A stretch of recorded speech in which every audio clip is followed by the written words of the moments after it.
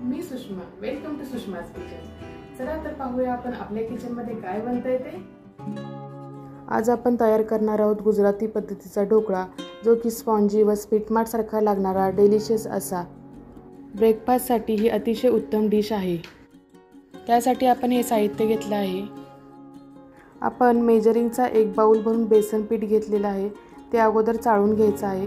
त्यामध्ये मी 2 चमचे रवा घेतलेला आहे. रवा बारीक घ्यायचा आहे. त्यामध्ये चवीनुसार मीठ टाकत आहोत आपण आता मी चिमूटभर हळद टाकत आहे, पण तुम्ही हळद टाकू नका. ही टीप आहे. हळदीमुळे ॲक्टिवेशन नंतर ढोकळा लाल पडतो.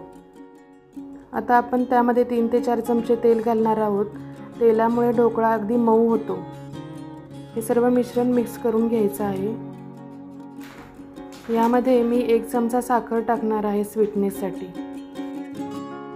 परत एकदा हे सगळं आपण मिक्स करून घेणार आहोत. यामध्ये आपण मिक्स करण्यासाठी 1 चहाचा कप पाणी घालून पीठ मळून घेणार आहोत. पिठामध्ये एकही लम्स राहता कामा नये. मी हँड मीटरने मिक्स करून घेत आहे. आता हे पीठ भिजण्यासाठी आपण 10 मिनिटं झाकून ठेवणार आहोत. ढोकळा फुगण्यासाठी आपण 1 चमचा खाण्याचा सोडा आणि 1 चमचा सायट्रिक ॲसिड घेणार आहोत. सायट्रिक ॲसिडची पावडर करून घ्यायची आहे. ॲक्टिवेशनच्या अगोदर आपण भांड्यामध्ये पाणी गरम करत ठेवायचं आहे आणि त्यामध्ये एक रिंग ठेवून घ्यायची आहे. हा मी केकचा टीन घेतलेला आहे. त्याला आपण तेल लावून घेणार आहोत. चांगलं छान तेल लावून घ्यायचं आहे. आपलं पीठ भिजलेलं आहे. आता आपण त्यामध्ये 1 चमचा सायट्रिक ॲसिडची पावडर करून घेतलेली आहे आणि त्यामध्ये बेकिंग सोडा आपण टाकणार आहोत. सायट्रिक ॲसिड आणि बेकिंग सोडा 1-1च चमचा घ्यायचा आहे. त्याचं समप्रमाण पाहिजे. वरून आता आपण 2 चमचे पाणी घालणार आहोत आणि हातानं फेटून घ्यायचं आहे चांगलं पीठ. हे पहा पीठ किती छान फुलत चाललेलं आहे. अगदी भांड्याच्या बाहेर यायला लागलेलं आहे ते. लगेच आपण टीनमध्ये आता हे पीठ ओतून घेणार आहोत. ही क्रिया फास्ट करायची आहे.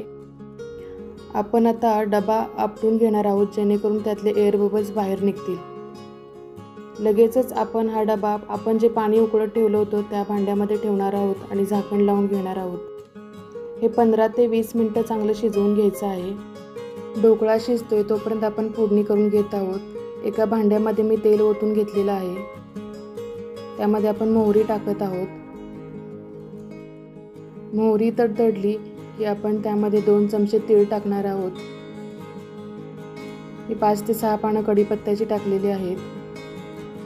यामध्ये मी उभ्या चिरलेल्या लांब लांब मिरच्या टाकलेल्या आहेत, जेणेकरून ढोकळ्याबरोबर आपल्याला खाता येणार आहेत. आता त्यामध्ये मी हिंग टाकत आहे. मिरच्या चांगल्या तेलामध्ये परतून घ्यायच्या आहेत. फोडणी अगदी खमंग करून घ्यायची आहे. फोडणीमध्ये 1 कप भरून आपण पाणी घालणार आहोत. आता फोडणीला उकळी यायला लागलेली आहे, तर त्यामध्ये आपण 3 ते 4 चमचे साखर टाकणार आहोत. हे मिश्रण आपण 4 ते 5 मिनिटं उकळून घ्यायचं आहे. नंतर ही फोडणी आपण थंड करण्यासाठी ठेवणार आहोत.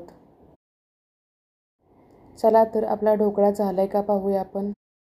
आपला ढोकळा एकदम छान फुलून वरती आलेला आहे.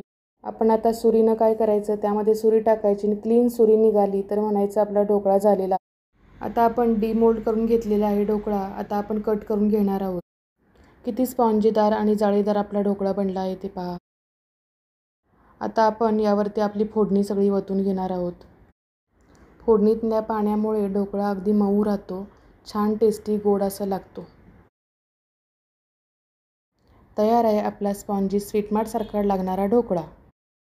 ढोकळ्याबरोबरच्या चटणीची रेसिपी डिस्क्रिप्शन बॉक्समध्ये दिलेली आहे. क्लिक करून पहा.